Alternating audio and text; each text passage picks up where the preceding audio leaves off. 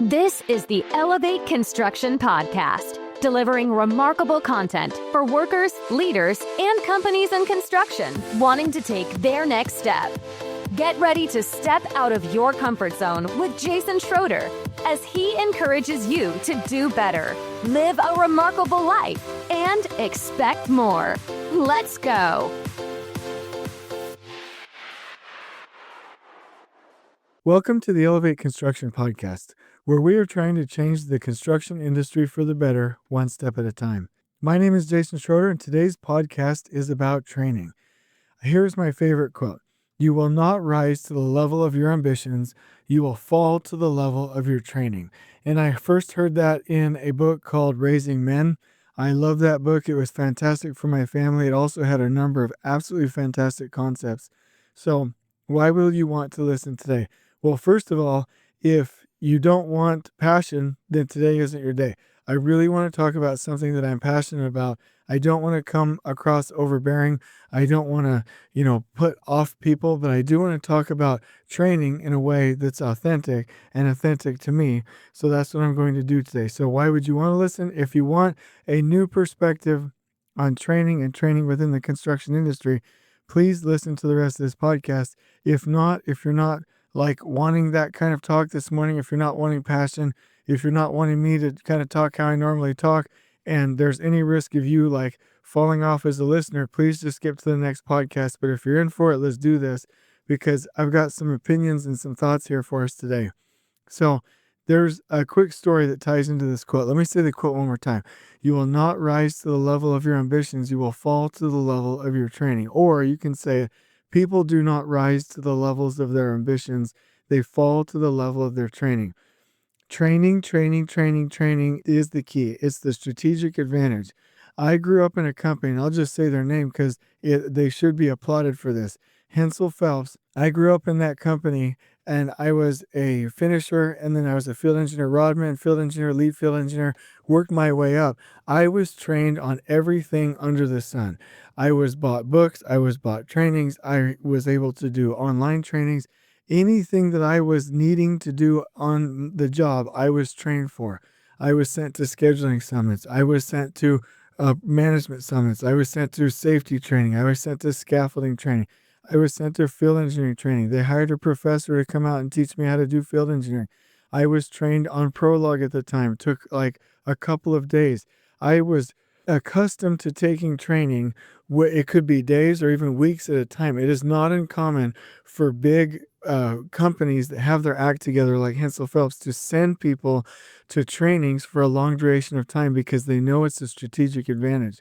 And I have to say one more time, just to give a shout out to that company, that the director of continuous improvement and training one time came out with a statistic on the number of courses and the correlating improvements that happened in the organization and the metrics that were improving because of the training. And I thought to myself, my goodness, that's a lot of training. I mean, we were talking about tens and hundreds of thousands of hours of training that were on these reports. And as that number increased, as the learning management system expanded that she created or actually organized with the rest of the company, and the content that she helped create and the steering committee brought to pass, that training, as it increased, effectiveness started to increase and excellence started to scale up. And if you know anything about that company, when I was first with Hensel Phelps, they were about a $1.5 billion company. Now they're up into the $5, $6, $7 billion a year total annual revenue range. Absolutely amazing. Training is a strategic advantage. And when I was at DPR, also, I have to say, I was given the latitude to go do certification trainings, to go do the DBIA certification, to go do the safety trained professional training, to go do the AGC lean courses. They would pay for it. And in fact, that company, DPR, amazing company, has a $5,000 a year. Well, I don't know if they do anymore, but they did. I don't want to get anybody's hopes up, but they had a $5,000 a year employee incentive. It had to be approved, but a $5,000 budget for people to go do self-improvement and training in a year's time for certain positions. And I thought that's where I got addicted to doing trainings. And now I'm up, and I pay for a lot of it myself. I'm up to a $30,000 budget a year for myself for self-improvement training to sharpen my mind and to do what's needed. Training is absolutely key. Holy cow, I'm not even back on script yet. The point that I'm trying to make is that we cannot have enough training. We cannot do enough training. We cannot improve training enough. We cannot get our workers enough training. We cannot do our foremen a service enough with the amount of training we're able to get. We literally need to do more and more and more. It's kind of like when I hear Gary Vee, he's like, you should be publishing 23 pieces of content a day. And right now, for the Elevate Construction, I do a podcast, I do a LinkedIn post. I have this weekly schedule where I'll do blogs and Facebook posts and LinkedIn posts and graphics and videos for LinkedIn marketing, which I'm about to start publishing, and podcasts and all of these things. And the amount of time that takes to just get 1 or 2 or 3 pieces of content out in a day is almost insurmountable. It's like a full-time job. And I'm not whining, I'm just giving you an opinion here or an experience here that will showcase the contrast that I'm trying to give you. I get so tired, meaning physically tired, that I could take a nap anytime on command because I'm focused on producing content, and all I can do, giving my heart, might, mind, and strength, is 3 pieces of content a day.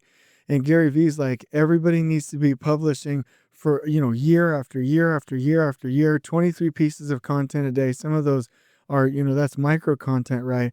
But he's like 23. And then the other day I heard him, he was like, I wish, meaning Gary Vee was saying this, I wish I was producing 100 pieces of content a day. And he has, audio technicians and videographers, and he has people that do these things for him.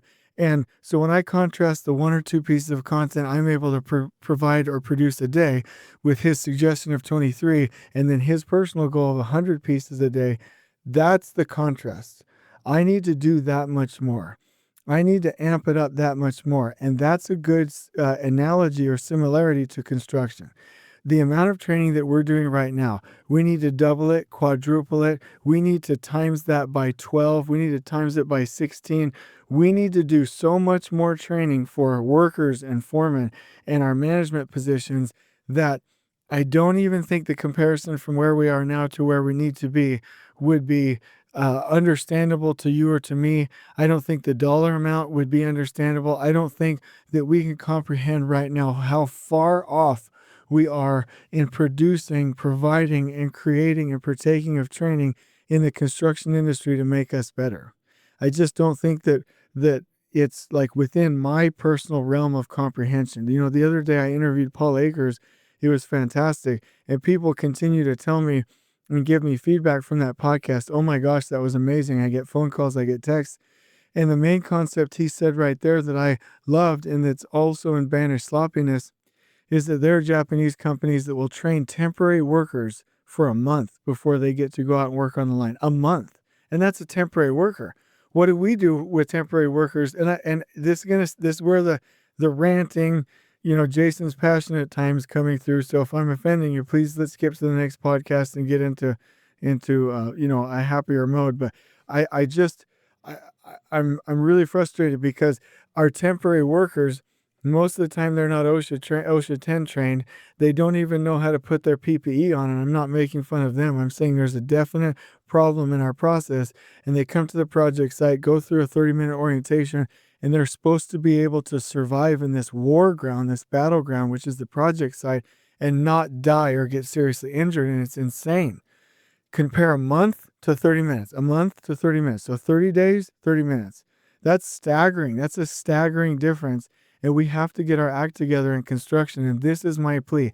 This is my podcast where I plead for us in construction to get our act together and wake up. I remember I was talking one time to a business executive, and nobody knows who I'm talking about, so don't even try and guess. But I was talking about training. I was talking about personal development. I was talking about organizational health and making a case for it and making a case for why we should go down that direction. And the response was, I don't think that's what we should be spending our time on right now. And I was blown away. And for like a day or two, I felt completely hopeless because the one thing that this industry needs is training.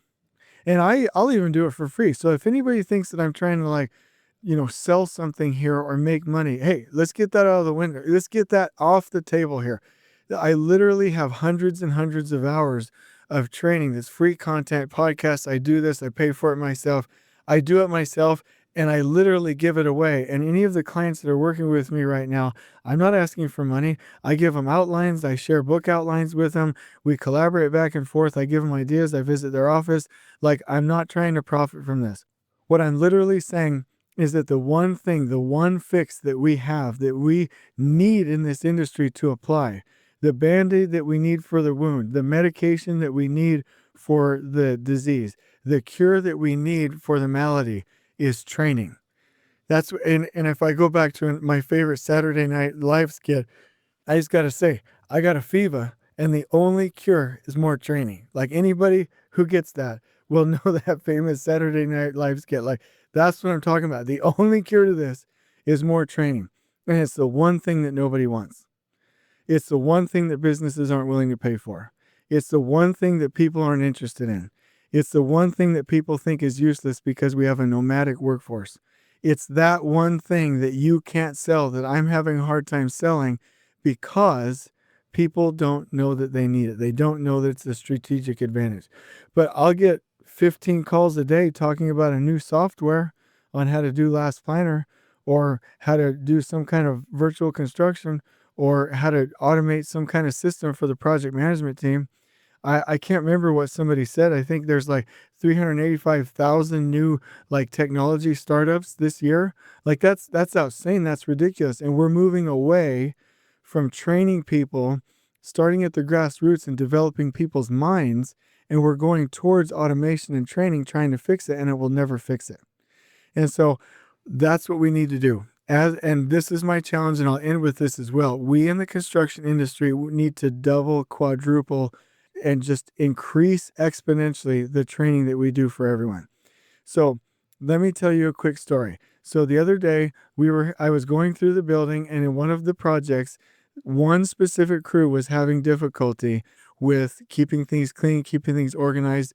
And if you know me, I follow text systems, daily walks, morning huddles with the workers, zero tolerance, very high expectations for cleanliness and safety and things like that. And so we're constantly reminding this foreman what needs to be done, and all they're doing is leaving a mess, having to be reminded, and then stopping what they're doing and having to go back up and clean the area. And so I personally talked with that foreman, and this isn't a new occurrence. This is just a representative example. I talked with that foreman, brought him down to the office, asked him nicely to come down to the office, and looked him in the eye and I said, I would really like to partner with you. Would you please spend your time in the morning, at least for 25 minutes, and train your crew, set the expectations, and literally work with your people continuously throughout the day? And what he told me, and this was for the purpose of organizing, I said, I don't want you to have to respond to these messages and stop what you're doing and going to fix them. I want you to train your workers to prevent that from happening in the first place.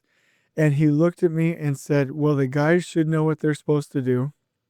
I tell them what they need to do. They won't listen to me, and I'm not willing to do their training. And in fact, he had a little bit of a blank stare. Now, I'm not making fun of him, but there was my second hopeless moment. I was like, oh my gosh. We are sending foremen who are not qualified. These are foremen who are really workers that have not yet been trained to be leaders, who have not yet been trained to be foremen, who have not yet been trained to be professional communicators, that are put in these positions, and all they're doing is pointing fingers and telling people what to do. That's not what a foreman is. A foreman is a professional communicator. Let me say that one more time. Your foreman, is a professional communicator. A professional communicator. If he or she does not know how to communicate, scale communication, provide clarity, and train continuously throughout the day, they're not foreman. Anybody can go out and say, oh, here's a list, go do that. You go do that. You go do that. Those are a dime a dozen. Anybody can do that. But it's very rare nowadays to find people that can actually go train. And we have to get those people. And how are we going to get those people? We are going to relentlessly train them. We are going to relentlessly build cultures. We are going to relentlessly focus on the workers and the foremen. In fact, if I could wave a magic wand, I would immediately select 15 technology companies doing the best technology in construction right now and allow them to go forward. I would pause everybody else. I would stop all of their funding and have them first focus on training the workers and the foremen and getting great people into this industry and respecting the people that we already have for at least 10 years. And they say, okay, after 10 years, once we get the workers and foremen back up, once we provide them the remarkable experience that we owe them, then we can get back to streamlining the office, streamlining design, streamlining technology, streamlining all of these other things, because we are forgetting and spending money. We're frantically spending money on the things that are not helping us, and we are doing a great job of heading in the wrong direction. That's what we're doing right now. So in that little example with the foreman, I realized a couple of things. We're promoting people out of necessity too soon. We're not providing them the training. We are not appointing foremen who are communicators and trainers, which is what their job is. They need to lead that work. They need to guide the field. They need to create stability. They need to feed the work with materials and information, right? And this is the condition throughout most of the industry. And let me just continue my little rant here. We continue to say, well, we want higher productivity by doing this, and we're expecting the last planar system to do this, and we're expecting lean to automatically fix all of these things. Well, what's the last planar system going to do if it's receiving untrained workers? What is the last planar system going to do if it's receiving untrained foremen? What is a construction project going to do that has a remarkable schedule and everything bought out properly if it's receiving untrained superintendents? Do you see what I'm getting at here? We have to have trained people to do the things that we're talking about with lean and with integration and with anything else that we're talking about. That's the first step. Okay. So here's kind of where I'm going with this. So we assume workers know what they need to do. We assume foremen, especially trade partner foremen, know what they need to do. They just come on the site, 30-minute orientation. Hey, go do this, go do your. We assume that. We assume people are doing things right. Okay. Why would we do that? Everybody needs a coach. Everybody needs training. All of the best teams have coaches. All of the best professional sports teams do. All of the best Olympic teams do. I need a coach. I've had personal coaching. Why do we not think that other people in the construction industry, the workers and the foremen, need coaches? They do. Everybody needs training. We don't assume that submittals are going well. PE, we have a full-time position. We have project engineers and office engineers checking on that day in and day out. Where is that equivalent for the training of our people? We don't assume that costs are okay. We have people and reports that are constantly checking on financials, on costs. We're checking on all of these things continuously. We have controls managers in our industry that do those things. We have controllers. We have accountants. We have all these people dedicated to watch after that. Where are our people that are watching after the more important thing, which is training, which will produce finances, which will produce benefits, which will produce fee, which will prevent fee loss, which will keep costs down. We don't assume that the presentation is ready for the next project pursuit we're going on. The owner or the marketing director doesn't say, oh, they got it. You get in there and you dive in. Where's the diving in for the training of our people? We don't assume that our paycheck's just going to come in every Friday. I check, hey, my paycheck's there. I'm going to pay some bills. If I won't assume that, hey, I'm sure they got it under control, it's fine, I'm sure my paycheck's there. If I won't do that, why am I going to assume that the thing that my paycheck is paying for is done, which is the training of our workers and our foremen? We have to stop assuming that workers and foremen and people out in the field have what they need. We need to respect them, respect what they already know, give them praise for that, and continue to relentlessly train them with professional development, leadership, and skills training. So here's a little excerpt that I felt was appropriate for the topic today. This is an excerpt from Charles Dickens' A Christmas Carol. And I read this every year. I love this. We watched the movie. I think it's an inspired story, and I think it's fantastic. So let me read it real quick. This is an excerpt, so I'm using this as a quote. From the foldings of its robe it brought 2 children, wretched, abject, frightful, hideous, miserable. They knelt down at its feet and clung upon the outside of its garment. "Oh man, look here, look down here," exclaimed the ghost. They were a boy and a girl, yellow, meager, ragged, scowling, wolfish, but prostrate too in their humility. Where graceful youth should have filled their features out and touched them with its freshest tints, A stale and shriveled hand like that of age had pinched and twisted them and pulled them into shreds. Where angels might have sat enthroned, devils lurked and glared out menacing. No change, no degradation, no perversion of humanity in any grade. Through all the mysteries of wonderful creation has monsters half so horrible and dread. Scrooge started back, appalled. Having them shown to him in this way, he tried to say they were fine children, but the words choked themselves rather than be parties to a lie of such enormous magnitude. Spirit, are they yours? Scrooge said no more. They are man's, said the Spirit, looking down upon them. And, appealing from their fathers, this boy is ignorance. This girl is want. Beware of them both, and all their degree, but most of all beware this boy. For on his brow I see that written which is doom, unless the writing be erased. Deny it, cried the Spirit, stretching out its hand towards the city. Slander those who tell it ye, admit it for your facious purposes, and make it worse, and abide the end. Have they no refuge or resource? Cried Scrooge. Are there no prisons? Said the Spirit, turning on him for the last time with his own words. Are there no workhouses? Now, when I think about this quote from A Christmas Carol, I don't think that workers and foremen are these two children. I think that the attitude that management has for workers and foremen symbolize the view that people have of workers and foremen. Meaning, I think that workers and foremen get treated this way, and it disgusts me. I don't like it at all. It's because we let people be ignorant, and it's because we don't take care of their needs and wants. Remember in the quote, this boy is ignorance, this girl is want. And what the Spirit is trying to tell Scrooge is unless somebody cares a whole awful lot, like the Lorax said, then this isn't going to change. It's just not. And we have to change this. We have to make sure that we are training people. We have to make sure that there is no ignorance. We have to make sure that workers are trained. We have to make sure we're pouring in money and training into these people, these wonderful people. The girl is want in the quote in the story in Charles Dickens' classic. But in construction, our workers and foremen are want. They want to be respected. They want better bathrooms. They want better treatment. They want lunchrooms. They want benefits. They want to be treated with equal communication. They want to be listened to.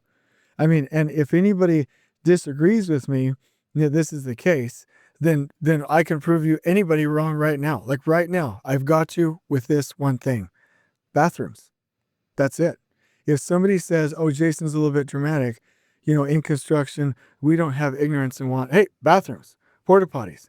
How often have you gone out onto a project site and seen bathrooms without toilet paper, without cleanliness, that are only cleaned one time a week, where there's feces piled up halfway up to the bottom of the toilet seat? There's feces actually on the toilet seat. There's urine everywhere, toilet paper on the ground, and no place to wash their hands. And you, I'm not talking about you who like love me and get this. I'm talking about you who are arguing with me, and you want to tell me that we respect people? You want to tell me that there isn't ignorance and want in the construction industry? I'm disgusted by the way that we treat workers and foremen. I'm absolutely disgusted. I will never associate with anybody ever in this industry, any company, any person, any superintendent that does not take the time to respect their workers and provide, at least at a minimum, just the basic human decency of having a nice bathroom. We are focused on the wrong things. We are headlong in the wrong direction, and we do not need motivation to speed us up. We need education and perspective to turn us around and to get this fixed. I mean, right now, the entire industry, I wish I could share this podcast with everybody. I wish I could get somebody that people wanted to listen to. I wish I could get the message out. Everybody right now, go switch out your restrooms on the project site or get them cleaned enough times. Get hand wash stations out there. Get your workers a place to go eat lunch. Talk to them every day. Listen to them. Take care of them. Just stop treating people. Stop treating workers like animals.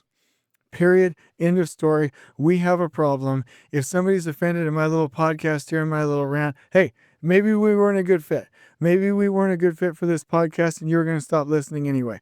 You have to stop it. If you are doing this to your workers, You have to stop it because you have the power to do so, and it is disrespectful and it is rude, and you are disrespecting yourself and the God who made you by disrespecting his children that way. It is that serious. We are focused on the wrong things. So let me go back to a couple of other concepts here. We have so much money poured into technology and optimizing the office and virtual reality. Stop.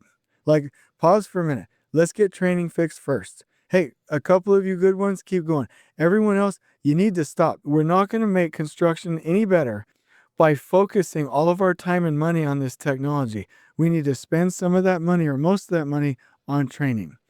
So instead of seeing things in 3D, which by the way, I just want to be clear, I know how to use, I'm Revit certified. I'm AutoCAD certified. I did coordination myself. I have created 4D schedules myself. I have resource loaded schedules myself. I have done 5D modeling. I have done those things. I know how to use the software. I know virtual reality. I know all of these lean applications. I doubt very many people know how to use the softwares, as many of them as me, unless they do it every day. I'm saying we need to stop focusing so much on seeing buildings in 3D and virtual reality and start to see people.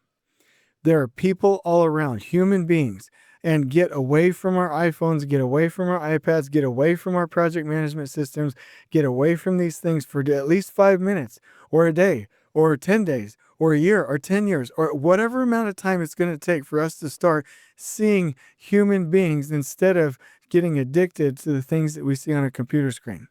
We really need to go do this because, there are people in the field that could use our focus. There are systems out in the field that we need to implement, and we need to get that done. We need to stop living in a fake world, and we need to start to see the people there. And I want to remind us, what good is technology going to do if we don't have trained workers that the technology will receive? What good is Last Planner going to do if we don't have trained workers and supervisors that can fit into that system? If you can answer that question and find a solution that doesn't have to do with training, please call me or email me because I need to know the answer. So let me give you a quick little analogy here, or a little likeness here. I can run a great job. You put Jason Schroeder as the lead superintendent on any job, I promise you it'll be like Disneyland. It'll be like watching a Paul Akers video. I promise you, 100%. Because I'll go increase the orientations. I will start training workers daily in worker huddles. I will get them remarkable bathrooms and lunch areas. I will start a continuous improvement system, the Paul Akers way with 2-second lean. I will train them. I will make sure we have a good quality process on site. I will make sure it's clean, organized everywhere. We'll have sustainable safety walks, zero tolerance, and you'll go there and think that it's Disneyland. But that's just the dustpan in the broom and dustpan analogy.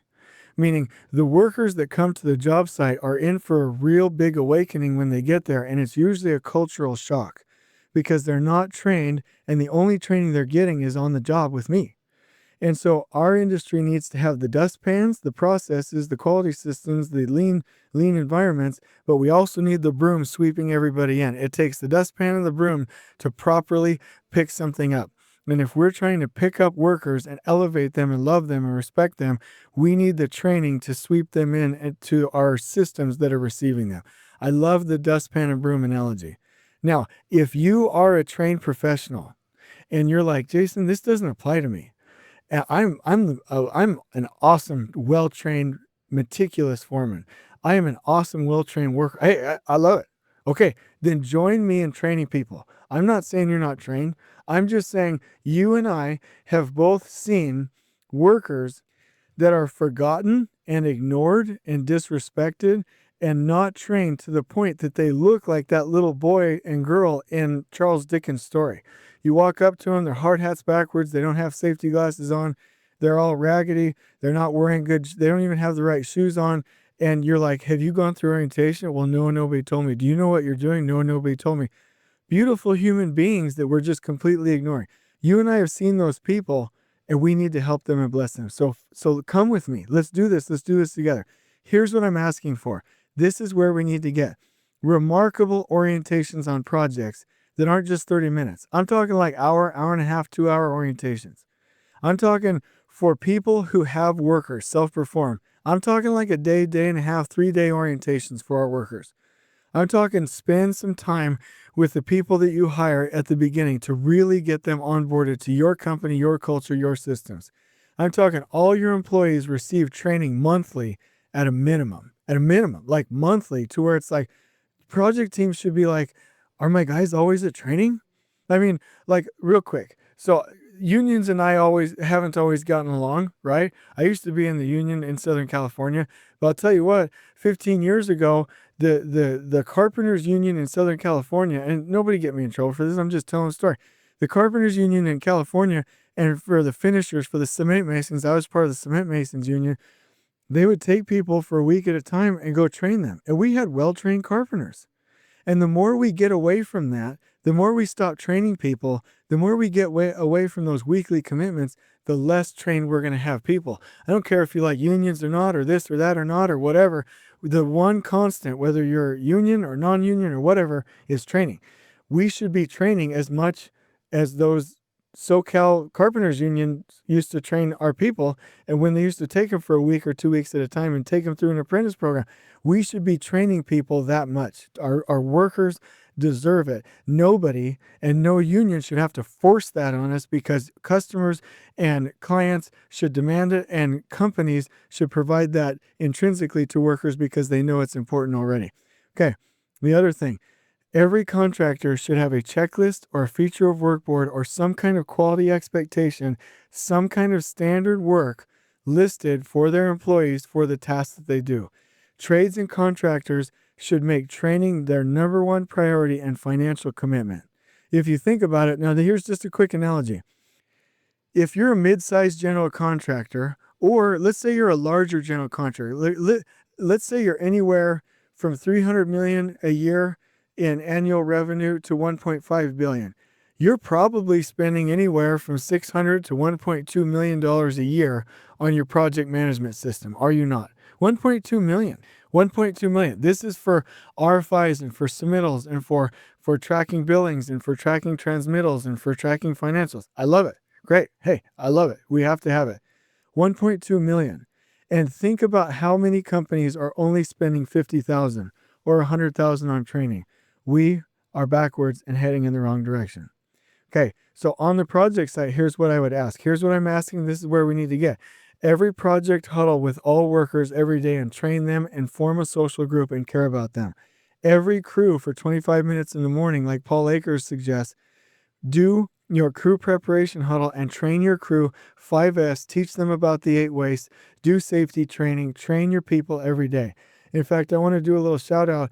One of my close buddies, he gave me a recommendation to check out Breslin Strategies Incorporated. And what Mark Breslin suggests is that foremen take 5 minutes every day to do training. That's the kind of thing that we need to do. We need to get morning huddles, crew preparation huddles in place and sustainable to where we're training foremen and workers every day. Every foreman is a professional communicator. We have to get back to that. If I was a foreman, I would attend the huddles the day before to plan the next day. I would attend the morning huddles with the workers. I would oversee the crew preparation huddle and teach and train my entire workforce. And then throughout the day, I would keep my bags off and I would work with all the crews to make sure they had proper pre-task plans. They knew the quality expectations, and I would train and communicate, train all day long. I would never stop. I would never pick anything up. I would never sweep anything unless I needed to dive in and show a little bit of humility. I would never do any of those things. I would spend all of my time training, bringing materials, and bringing information to my people. Companies, put your foremen through rigorous weekly training to improve their role. And train from within. Train your people to be consistent and remarkable at everything they do. By the time a worker gets to their location to put in a piece of work, which is, I remind you, the only place where we make money. So just going back to this technology, I know I'm on a rant here, but we're optimizing the office. I get it. But unless we're talking about labor gains and GCs, which are just like a necessary evil, we don't get paid unless workers are putting in work. So we're trying to improve all of this non-value added work and all of these non-value added workers, me. And we're not training the value-added workers, the people putting the screws in the walls and hammering the nails in the field. We have to fix that. So by the time a worker gets to the place of work, they should have the following. They should have the quality expectations, a safe environment, a pre-task plan, visual controls, their materials, the tools and equipment, the proper instruction for how to do it, and the layout showing where it should go. The end goal for everything that we do, every conference, every training, every institute that we have, every book, everything should reference what is the end state of the worker and how have we stabilized that and unstabilized and discomforted the project management so that we can comfort and stabilize the worker. That's what we need to do, and we are going to do that by providing them remarkable environments, but mainly through training so that they can form and create and change their own environments. Man, I'm doing a good job with this. We need to take out the disrespect from their mind so that they'll respect themselves and create their own environments with us instead of disrespecting them and just yelling at them and expecting them to get it. We need to pull them physically and mentally out of these horrible situations on construction projects by providing the environment and providing the training. People need to be trained on how to do their work relentlessly, 10 times more than we're doing now. People need to be held accountable. We don't do that right now. We need to in our country. Construction is a professional trade. I have no love. I have zero love for the people that disrespect construction workers. In fact, I'll give you a quick little story. I know I'm going a little bit long, but I'm on one right now. I went to a young man at church, and actually this has happened 4 or 5 times. And I was like, hey, I could get you a job as a laborer, maybe even as an apprentice carpenter at work. You can work your way up from there. There are great opportunities in construction. Almost every time, guess what they say? Well, I've been to a little bit of community college. I feel like I've put in my time. I'm really looking I want to be an engineer, or I want to be a teacher. I want to do this. I just feel like I've earned my way and I don't need to be doing that. And me being the petty person that I am sometimes, I'm like, okay. I love teachers and I love engineers, but you're going to go make $80,000 and you're going to go head in that direction because you want to skip being a laborer when you can make $250,000 in 16 years in construction management if you just put in your time. So is that what you're telling me? I think that's what you're telling me. And that's ridiculous. These people, these young kids, millennials, I don't know if I'm a millennial. I'm not even going to tell you how old I am, but what in the world? We are not too good to pick up a shovel. We are not too good to clean the bathroom. We are not too good to go do these things. And construction and the trades and the skilled craftsmen and women are professionals, and they are just as professional and should be regarded just as professional as if they were working in a law firm. Where has our perspective gone? I'm a professional. I just want everybody to know. You might think that I'm not humble. You might think that I'm a little bit arrogant. Jason Schroeder, I'm a professional construction manager. I am a leader. I am a director. I am a trainer. I am a teacher. I'm a professional finisher. I can schedule. I can do coordination. I can do anything that I need to do. I have a skill that I am paid well for, way more than some of these other industries and careers that preach that the only way that you're going to be successful is if you go to college. False. People, hey, you want to go to college? I love it.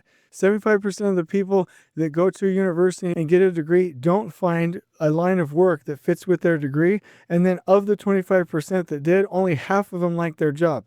What are we talking about, people? I get all of this education thing, but college is not the only way to get education. If you are a foreman, if you are a worker, you got to hear me right now. You can make whatever you want to make in 16 to 20 years. You can make as much as an emergency room doctor. If you respect yourself, if you give yourself training, and if you pull yourself up by your bootstraps, and everyone else listening to me, we can get other people there if we help lift them up and inspire them. Okay? That's the bottom line.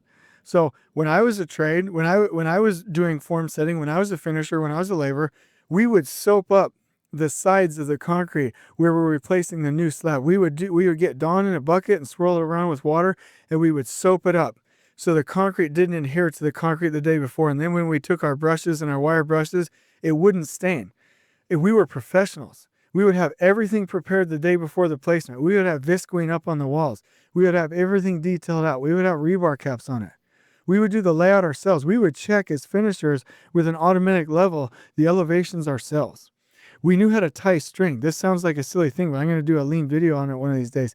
You don't tie string by just wrapping it around a stick. You hold it in your left hand, and your left hand continually rotates at a quarter of turn while you do a diagonal loop around the stick. And if you tie your string line like that, and I can do it really fast, and professionals can do it really fast, you can make sure that your string never bundles up. These are tried and true professional, like old-timey techniques. We were professionals.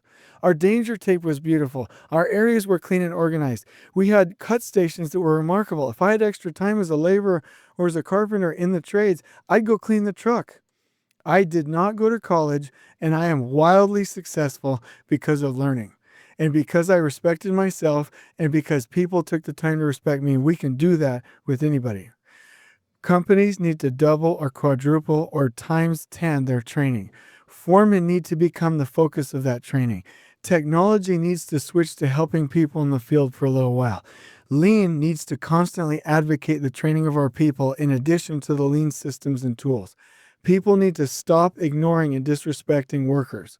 Essentially what we have is a class system right now where the workers and foremen are in a different economic class in people's minds, and they don't matter. And all the rich people in the project management trailer don't have to worry about it. We're going to spend all the money and go to our lunches and have these big budgets and decorate the trailer and do all that, blah, blah, blah, blah, blah, while our workers are outside living in filth. It's ridiculous. It's a class system. And it's no better than back in the days when we had class systems and we had things like slavery. We need to stop it. We need to stop the discrimination, the disgusting behavior, the classist attitudes of disrespecting workers. I came from the field. I respect myself. I respected myself when I was there. I continue to respect myself, and I respect anybody on the project site equally, and they are no better or worse than I am. We are equal human beings with equal potential. Quick story to close out. There's a guy, I'll mention his name because he's amazing. He works for DPR, probably ought to leave him there. DPR is a great company. Don't try and go hire this guy, but Ramon Lugo Cruz. Amazing, amazing, amazing human being. When I first met him, he was operating the hoist on the research laboratory. He didn't speak English. Okay. I'm not really that good of a person, but I care about workers. That's one good thing about me, I guess. But I always go and talk to workers and care about them. Anybody that knows me, I'm trying to lift them up. I talk to him a little bit in my broken Spanish. I don't speak Spanish like I used to. Okay. So I'm talking to him, and he's explaining to me that he went to a university in Mexico, and now he's here and he's trying to get a head start. So I look at him. I'm like, hey, I'll help you. Learn English. And he's like, okay, Jason, what can I do? I'm like, learn English. Get this done. If you can promise to learn English and you can focus on that, then I'm gonna help you, because I don't speak Spanish. That's not, if I spoke Spanish, you wouldn't have to learn English. I just, for me to communicate and train you, I need you to learn English. Learn English, get it done. He started taking night classes. He learned English. And immediately we switched him from the hoist operator, because he did such a good job. He did some lean techniques for us, like Paul Akers suggests. We moved him into an apprentice carpenter. We started training him. We gave him more responsibility. Then he got a radio. Then he got a phone. And then we gave him the field engineering methods manual for field engineering. And I started personally teaching him AutoCAD. I personally trained him on Revit. I started to teach him on how to do level loops and traverses and lift drawings for his up-and-coming role. So then we did a project together where we kind of helped him through it. And he learned the robotic total station halfway by himself. Did all of the layout himself, did all of the AutoCAD drawings, all the control drawings, all of the math, all of the layout, everything. And guess where he is now? Like a month ago, he was promoted to a field engineer. And because of his own drive, because of his own respect for himself, and because of his ability to learn and win, because of those things, he is now promoted to a field engineer, and there's no telling how far he can go. He's doing all the lift drawings, all the layout, all the surveying, all of the robotic total station, all the GPS, everything for an $80 million construction project. Absolutely remarkable, having a great time with the team. But I do want to point out that people that will ask him to learn English, people that will invite him to another role, people that will give him an opportunity, people that will take time to train. I was the lead superintendent on the job. What am I doing taking time out for one person, teaching him AutoCAD and Revit? Why? Because people did that for me, and we all have to do that for each other. Training will make the difference. This kid is an amazing success story. Now, for any of you that got mad at me for saying learn Spanish, That language is not a protected class. I'm not talking about ethnicity. I'm not talking about race. I'm talking about let's do anything we need to do to get anybody to take their next step. I don't care if they're black or white, bond or free, ethnic, white, brown, yellow, whatever. I love all races. I love all sexes. I love everybody. I have respect for people. Anybody, no matter what their race or religion or protected class is, should be helped and enabled to take their next step through training. And my message is everyone can make it. There are no differences in classes. There are no differences between workers and foremen and us. The only difference right now is that the construction industry doesn't respect them the way they should. And I'm asking for that to change right now, because we have to make a change. It's the right thing to do. That's the only way we're going to conquer quality. That's the only way we're going to finish projects on time. That's the only way we're going to meet the bottom line. That's the only way we're going to deliver projects faster. When people are like, hey, I implemented last planner, or I did this, or I did that, and hey, I'm not seeing a lot of, uptick in the data. The uptick in the data is going to happen. The metrics are going to improve. The financial metrics are going to improve when we train our people, when we huddle with our workers, when we let them set up their day, when we give them remarkable environments, and when we leverage their mind. There's a big difference between a project team of 10 versus a project team of 350 people using their brains on the project side. Please, please, please forgive me for my forwardness in this podcast. Please love me and connect with me and know that I'm being sincere. Please help me to change this. It needs to become an owner requirement to provide training and to clearly define quality expectations, just like submittals are required, just like RFIs are required, just like monthly reports are required, just like monthly billings are required. And for all of us in construction, we need to double down on this training thing. Let's go ahead and put some money into the right places, into the right trainings, and get this done. Let's make it happen. You guys know the vision for this. I don't even have to say this. If we do this, we're going to get it done. We're going to make a difference. 20 years, we're going to look back. And we're going to be like, dang, we made a difference. We can have our own Braveheart moment. Why are we sitting on the couch watching Braveheart, having him yell out freedom and getting all teary-eyed and inspired and thinking, oh my gosh, that's beautiful. We got our own Braveheart moment here in construction. Let's go fight that battle now. Let's go fight for the freedom of our workers now. Let's go get this done now. We have an amazing opportunity. On we go. Please join us next time in elevating the entire construction experience for workers, leaders, and companies coast to coast. If you're enjoying the show, please feel free to share with your construction colleagues and help us spread the word by rating, subscribing, and leaving a review on your preferred podcast listening platform. We really appreciate it. We'll catch you next time on the Elevate Construction Podcast.